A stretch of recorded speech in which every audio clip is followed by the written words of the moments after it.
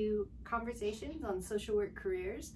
My name is Jennifer Luna, and I write Your Social Work Career Coach for the New Social Worker magazine. And I'm here today to talk about international careers with our guest, Dean Tanya Voss.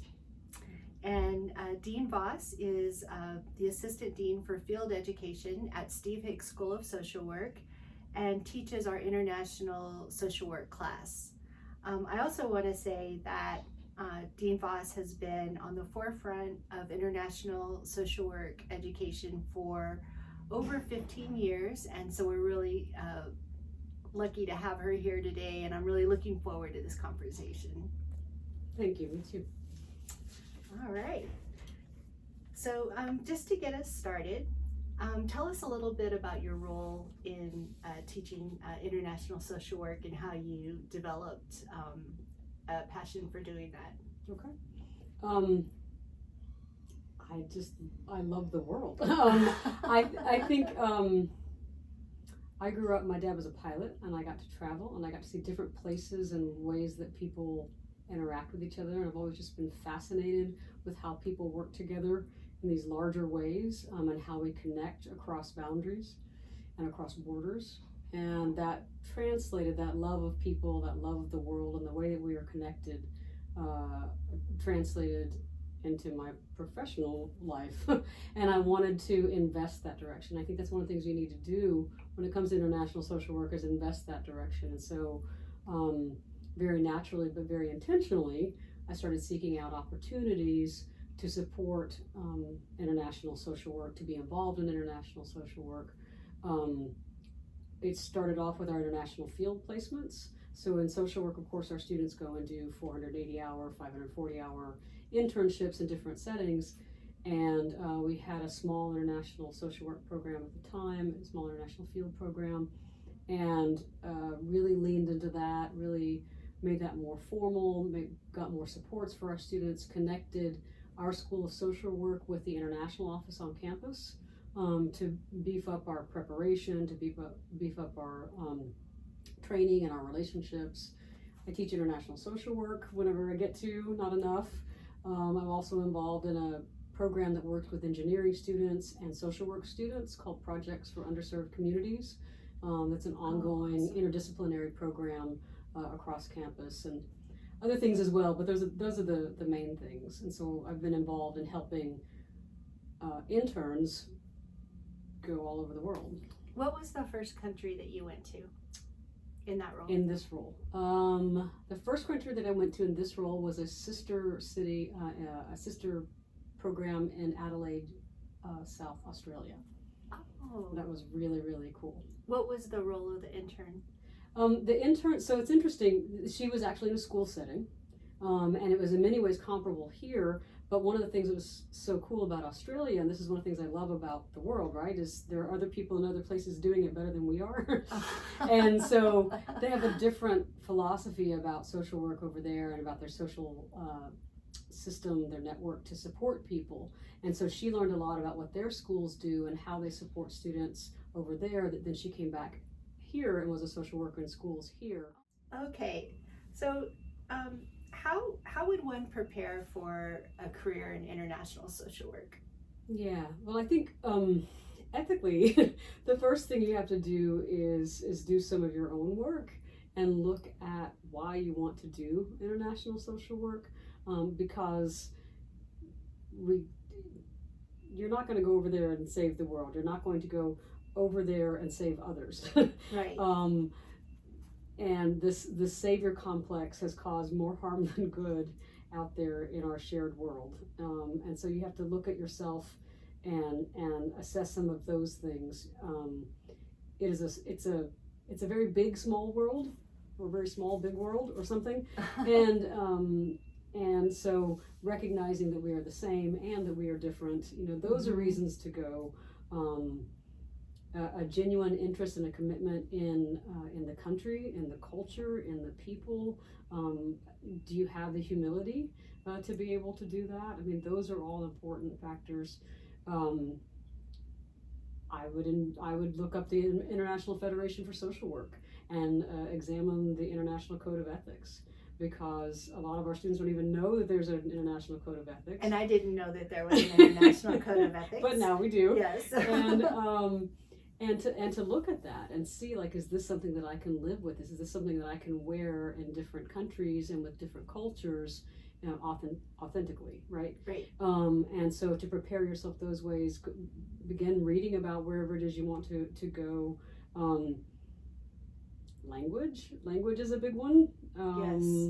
It's really important if you're going to be doing clinical work, Mm-hmm. that you are prepared, that you're darn near native in fluency. You really Wow. have to be fluent. Like if you're going to do macro practice and you're going to be working with other business folks in the office and maybe helping translate things into English or that kind of thing, you have that kind of opportunity to deal with largely, I'm going to say English speaking because that's the audience that's with us right now, then that makes sense. But you can't have the clients be your guinea pigs. You can't have them be what makes your language skills better.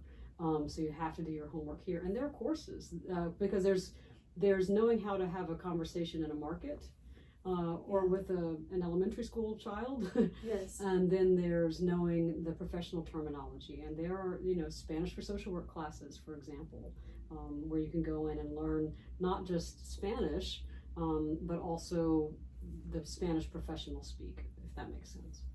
Can you give us an example of a macro type career or job internationally and a clinical type job internationally? Or maybe we know more or less what a clinical role would be or a counseling role, but what it would be some macro options. Yeah, well, first I will say that the clinical role can be different depending on where you're going, right? So social work is not the same all the world around.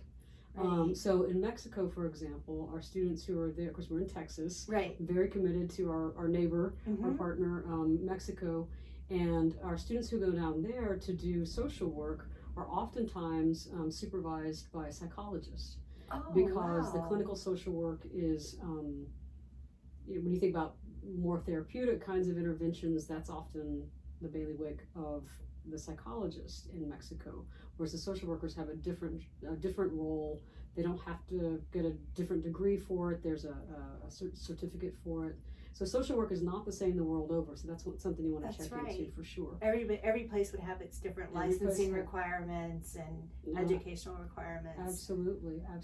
So you do want to look at that and see what that's like. But then for macro practice too, I mean, you think about the United Nations. We've been sending students to the High Commissioners for Refugees, UNHCR, in Geneva, Switzerland for 27 or 28 years. Oh, wow. And our students there are in, they don't have to speak all the languages. They don't have to speak French, which is, common in Switzerland, one of the two languages there. But the most common language there that's spoken and shared is English. Right. And so they don't have to speak Chinese or Vietnamese or Urdu or whatever, right? The common tongue is English. And so that's an example. We had a student who went to Greece, and she was helping prepare materials for distribution related to human trafficking. And she was in an office, and she was working with other people who spoke English as well as they spoke Greek. Oh, and wow. Her Greek was a little less than smooth, but it was good. She had good Greek, but she wasn't fluent. But she was able to work in the office with them. She went out with them when they went and did like community organization. They went into different communities and surveyed the population and found out what was important to them. And so she was the person who was gathering that information and bringing it back. She wasn't the person who was leading all the nitty gritty in the conversations. So that's an example. These are great examples too of different roles that I social know, workers I'm really can have. lucky, right? I get to see these little sneak peeks. Yeah. I love that. So in terms of, we kind of talked about this a little bit in terms of the jobs that you just mentioned or the types of internships, but what would be some career options, or where would someone start in terms of looking for a career? I mean, after you've done a little bit of work. Yes, after you've checked yourself. After you've checked Yes. yourself, and while you're committed to that ongoing check. I mean, there's a lot domestically that I think people overlook. Again, being here in Texas, we're right by the Mexico border. We have a lot of students who are placed in El Paso. We've had students at McAllen, down by the border. Right. And so they are able to go back and forth between the different worlds and to know what the experience is like on both sides of the border. So that's a very rich experience. So there could be opportunities like right in your backyard that all you over overlook. the place, right? All over the place. Refugee services. I mean, we have that in here. It's Refugee Services of Texas. I suppose I know there's Refugee Services, so I assume it's Refugee Services of Connecticut and Ohio, and I don't know. Right. So that's a way to get to mix it up. Even being a school social worker and being very intentional about where you go. We have the International High School here. So the children of the refugees who come to Texas are placed in their first few years at International High School. And so our students who are in school settings are having that school experience and the international experience, and they're practicing their language at the same, but in a place that's appropriate, because the kids who are there are trying to learn English. So these are great building blocks. So many opportunities. I was in Landstuhl, Germany, visiting a student who was at a military base there, and came across a couple of our grads who hadn't been in my international social work class, and they were there with the military. They had applied for a civilian position and were there with the military. So they were providing therapy that way, so they were contracted that way. And in fact, our primary field instructor there was also a civilian hire.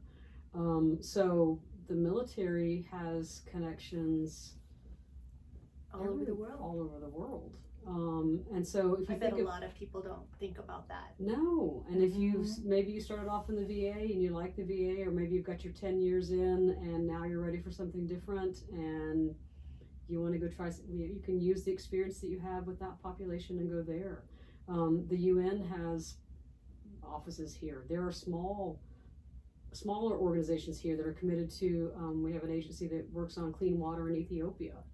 Our students go there. Oxfam has offices all over the country and all over the globe, and fights, poverty on a global scale. So there are lots and lots of opportunities.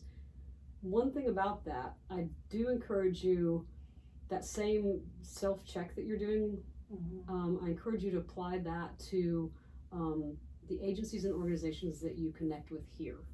Like when you start to learn about international social work and cross-cultural work, cross-border work, it's important that you align yourself with agencies that are in keeping with social work values, right? Because just like we don't want to go over there and mine the country for their educational experience and bring it back, in the same way that people have mined those countries for precious gems or human labor, or that we want to make a real commitment.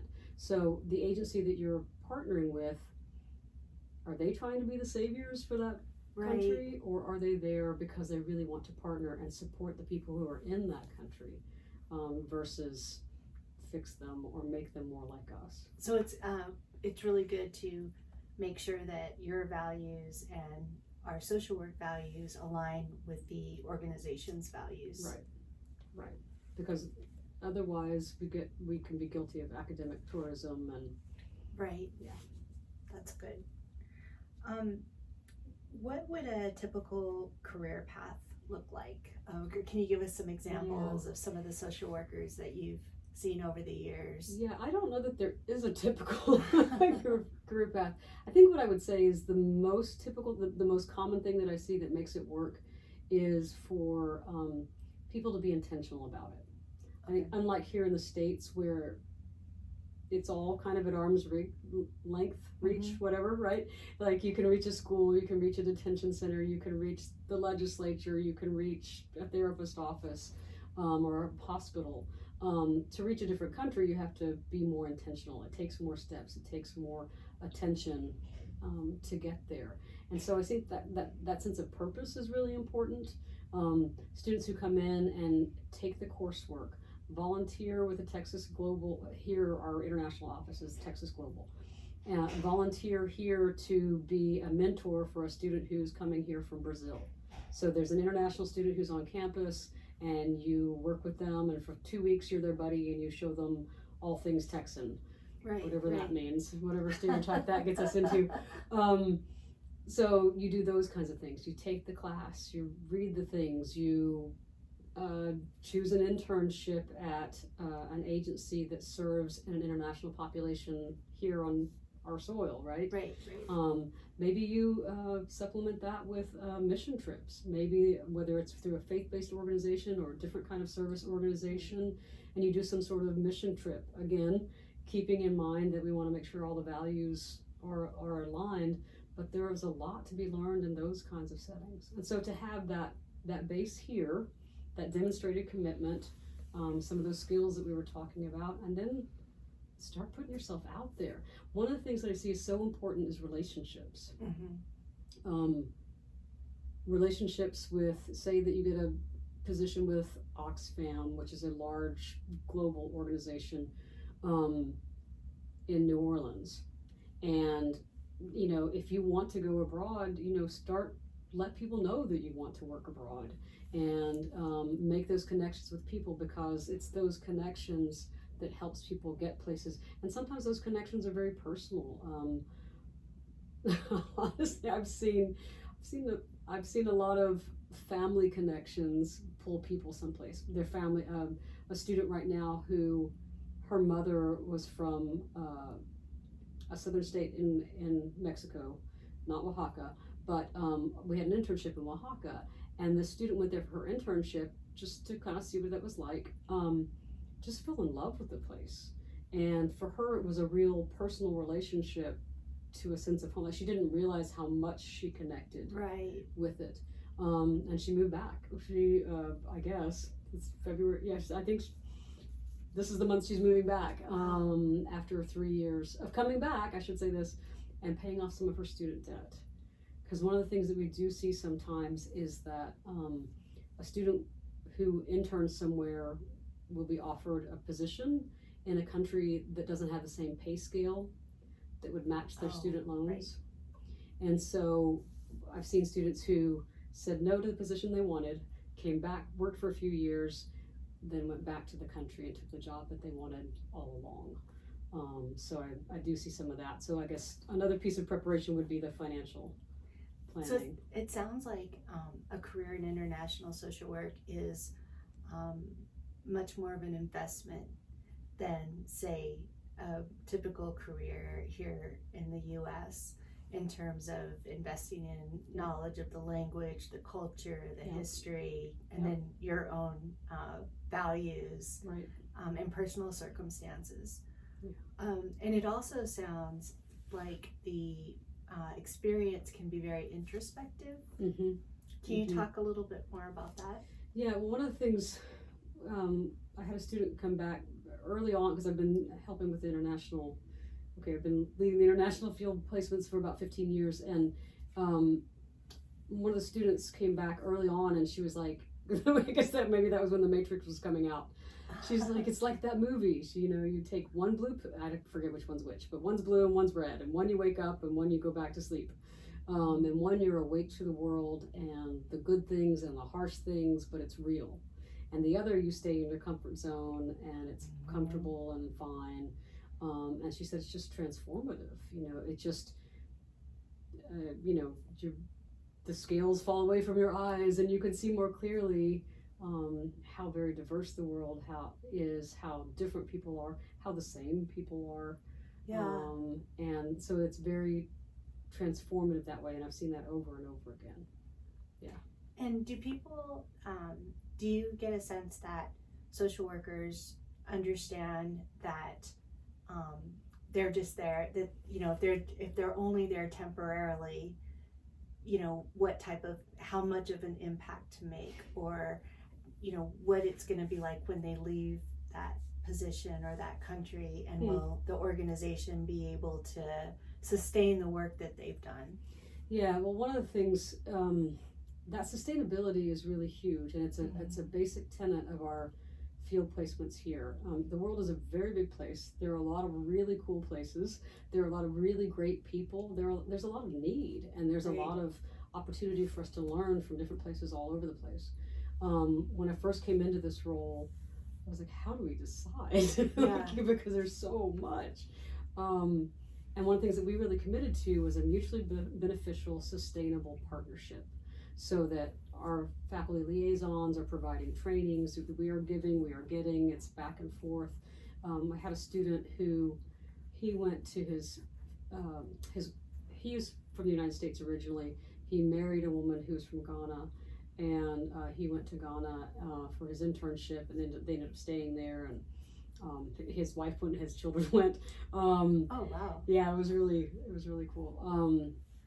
And he talked about how that the African landscape where he was, that he saw it just littered with the skeletons of good intentions and these charitable spaces that had been built up and were now empty and stripped bare because that organization had gone away. Maybe it had been about literacy, or maybe it had been about education for girls, or maybe it had been about healthcare, but it wasn't sustained.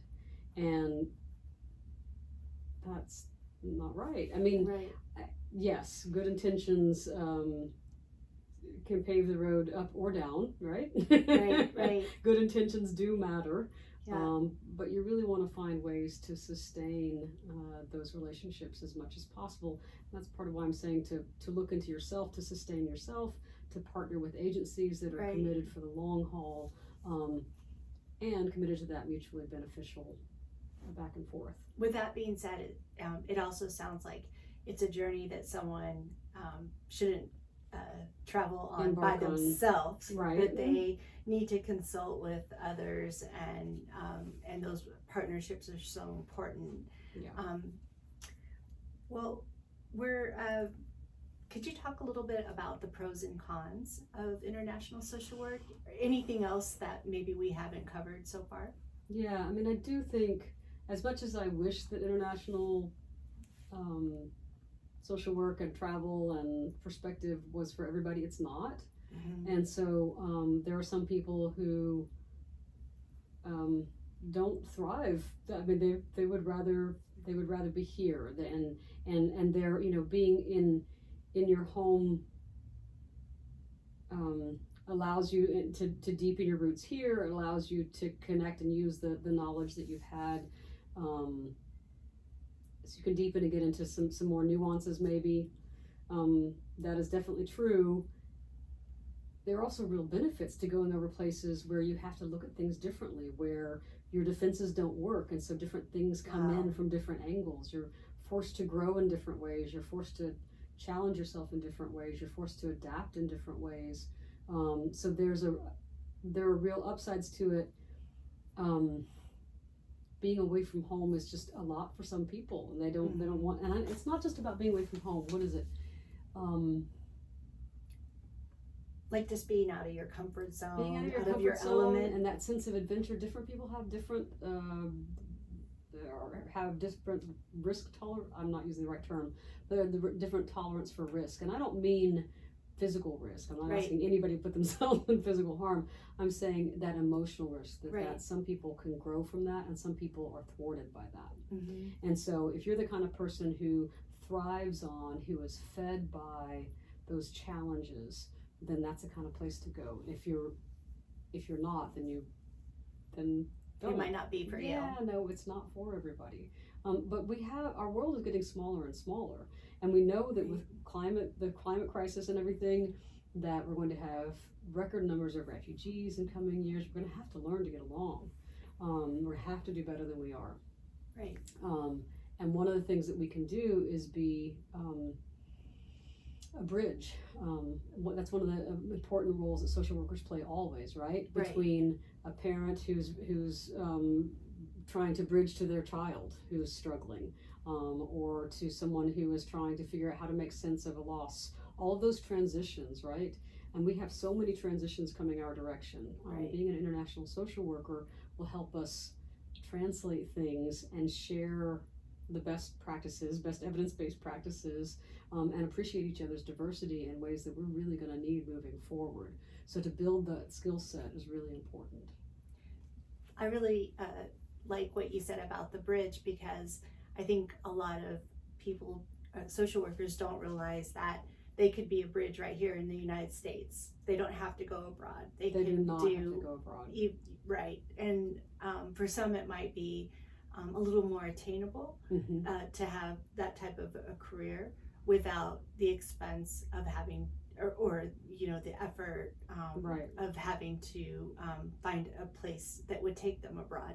Right. Well, I will say that sometimes people think that international social work going abroad is going to have to be more expensive, and it certainly can be more expensive. Right. We had a placement in Japan that was crazy expensive, but our placement in Mexico, not so much. Costa Rica, not so much. Chile, I mean, there are a lot of different places, and so there are places that it doesn't have to be as expensive, and That's good. Yeah.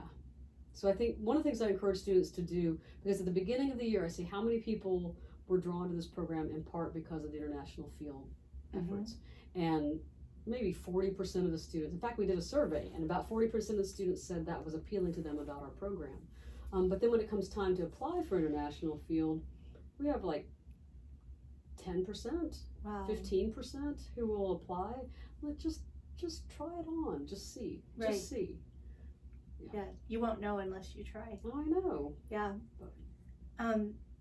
Well, we're almost out of time, but I wanted to see if you have any more final thoughts or tips.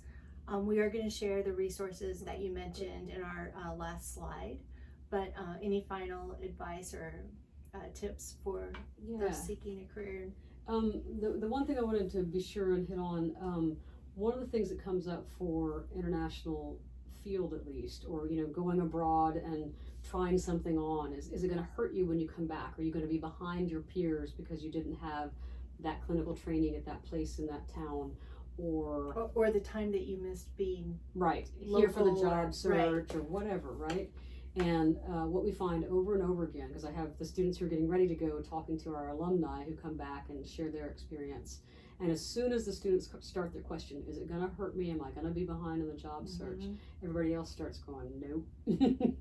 No, because if anything else, it makes your resume stand out. You're great. like, you put it in the pile. This is the student who did the international study, the independent study in Brazil. This is the student who, or this is the applicant for a job, right? This is the applicant who did their internship, worked here, then went back and worked some more, and now they're coming. This is great. That makes it stand out.